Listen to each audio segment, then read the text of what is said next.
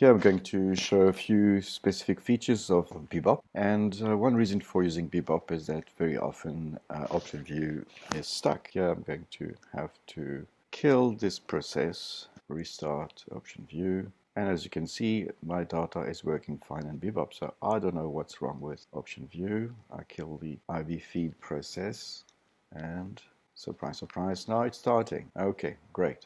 Okay, but that's besides the point. Let's go to BIBOP. Here I've got it running and I do have the tickers. We are on pre-market just before the open.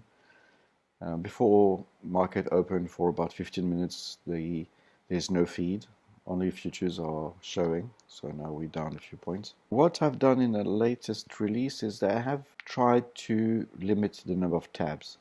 So basically if you want to have access to rates, executions, IB log, news or the historical data download, you have buttons here for that. So if I want to check the rates, here are the rates. I can refresh the web queries, but it is done automatically anyway, and it doesn't change that often. Executions, it can be useful to request executions. So for example, if I want my executions for the October expiry, I will just apply this filter, and if you have several underlines, you just here put the underlines you want to filter. Here I'm going to request my executions and I can copy them to the clipboard to then save them, and I really recommend to keep a log file for your execution. So here I'm going to hide this. The log, I mean it will show you some error messages from IB. Here you can clear the log and that's it. Nothing much to do. There was a bit of a bug, but I hope it has been cleared. Right, and so you can hide the log when it's no longer needed. And if you want to have historical data download, which I showed in the previous presentation, here it is. So let's just hide it for now. So I made it simpler with just a few important tabs so that BIBOP remains focused and you know exactly what you're dealing with. So to move back to the main dashboard, you click here. The IV graphs I've already shown. Here you have a drop down for the month end and regular month expiries. It is just calculated calendar dates, and it may not be, like I know September 30th, which should be the month end, falls on a Sunday, so that's the way it is. But here you can actually, if you want to, change it for the 28th. No problem with that. So let's go back to my regular entry. This will not update your option chains automatically. Every time you change your expiries, you have to repopulate your chain and request data again. So there we are.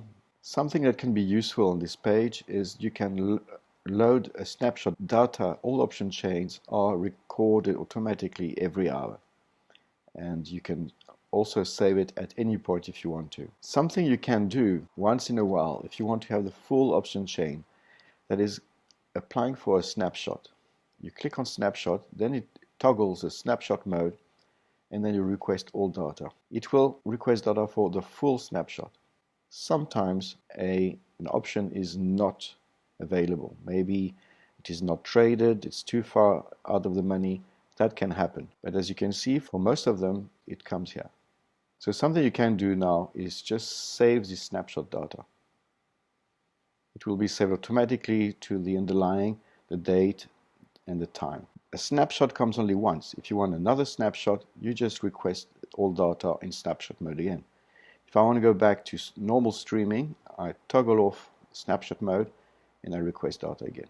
Now, while it's loading, let's go to the pricer. Last time I showed that the pricer, you can have a main position here, and you can have your adjustments here, and you can play around with your adjustments and apply the adjustment to the main position, confirm, cancel. If some of the strikes come in between or become or the order is no longer respected, you can sort position.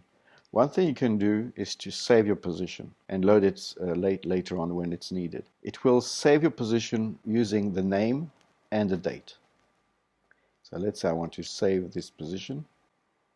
There it is. I can now go to, I'll put everything into my documents. And the strategy ABCD for SPX has been saved on the 22nd of August at 9 AM. That's it for this short presentation of additional features. Thank you for watching, and see you soon.